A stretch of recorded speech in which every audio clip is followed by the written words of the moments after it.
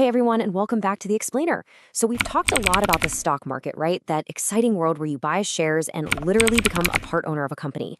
But today, I want to introduce you to a totally different side of the financial universe. Because, let's be honest, not everybody wants the stress of company ownership. Sometimes you just want to lend your money out and get a predictable, steady return. And that is exactly where the hidden world of fixed income, bonds, and the money market comes into play.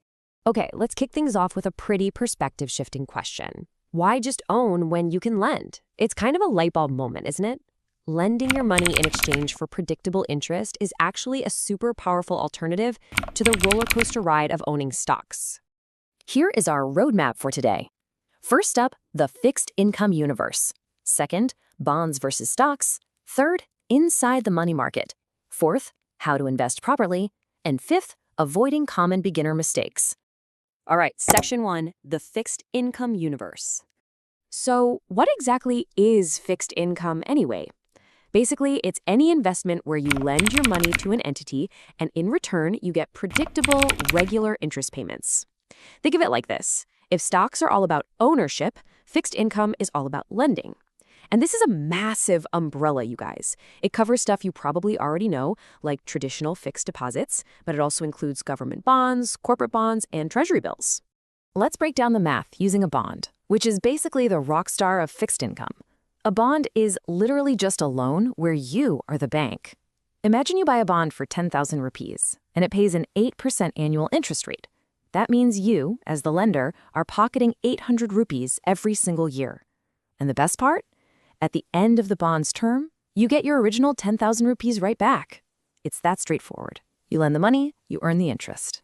But what's really fascinating is who is actually borrowing your money. We've basically got two major players here, governments and corporations. Government bonds happen when the government needs cash to build things, like roads, railways, infrastructure. Because governments are incredibly reliable borrowers, these are definitely on the lower risk side of things. On the flip side, we have corporate bonds. Say a company wants to build a new factory or launch a product line. Well, since a business inherently carries more risk than a government, they generally have to offer you a higher interest rate to get you to lend to them. So it's a direct relationship. Higher risk usually equals a higher potential return. Moving right along to section 2. Bonds versus stocks explained. Beginners mix these up all the time, so let's make this crystal clear. With stocks, you're buying ownership. You're chasing that unpredictable, massive growth to build wealth over time. With fixed income, you're playing the role of the lender. You're specifically looking for stability, a predictable income stream, and preserving the wealth you already have. And listen, neither of these is better or worse. They just serve completely different purposes to help balance out a healthy financial portfolio.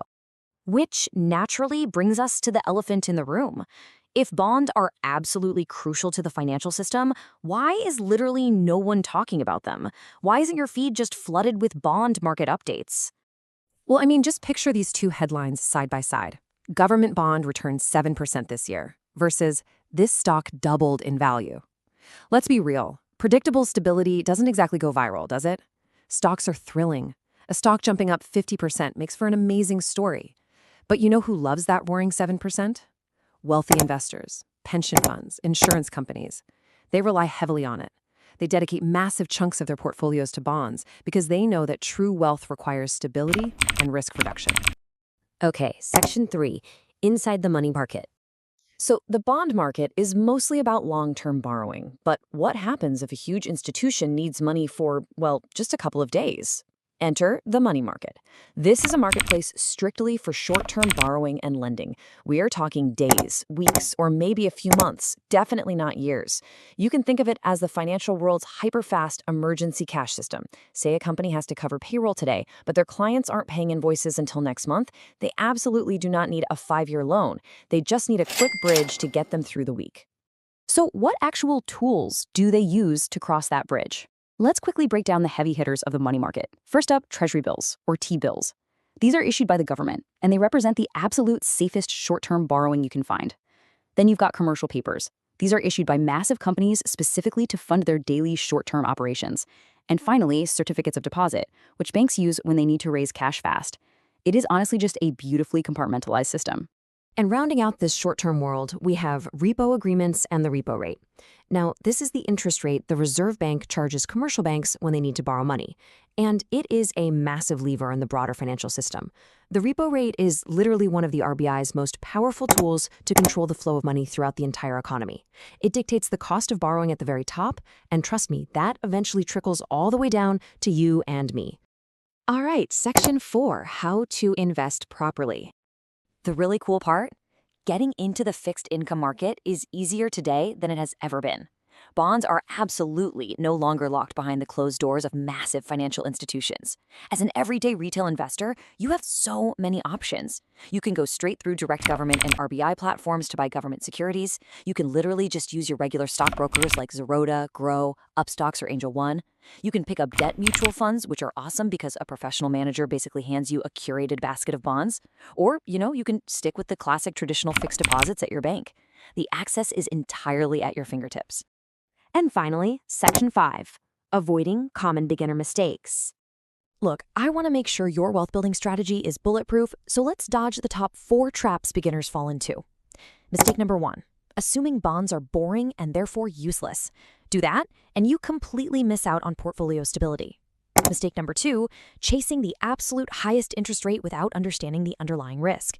Remember what we said earlier, high returns usually mean high risk.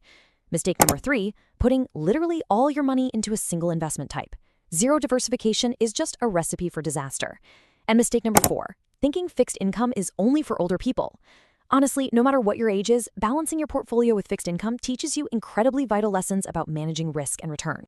Now, if you are still sitting there wondering why you should care about any of this, here is exactly how this market hits your wallet every single day. Movements in the bond and money markets directly determine your home loan rates. They shift your car loan rates. They completely dictate the interest you earn on your savings accounts and fixed deposits. Once you understand these hidden markets, you are instantly empowered to make drastically smarter financial choices in your daily life. So, wrapping up this explainer, I want to leave you with one final, kind of provocative question to chew on. Are you sacrificing long-term stability just for the thrill of the stock market? It is all about balance, and now you have the foundation you need to build it. If you guys want me to dive deeper into mutual funds, ETFs, or government securities in a future explainer, definitely drop a request in the comments. Keep learning, keep balancing that wealth, and I'll catch you in the next explainer.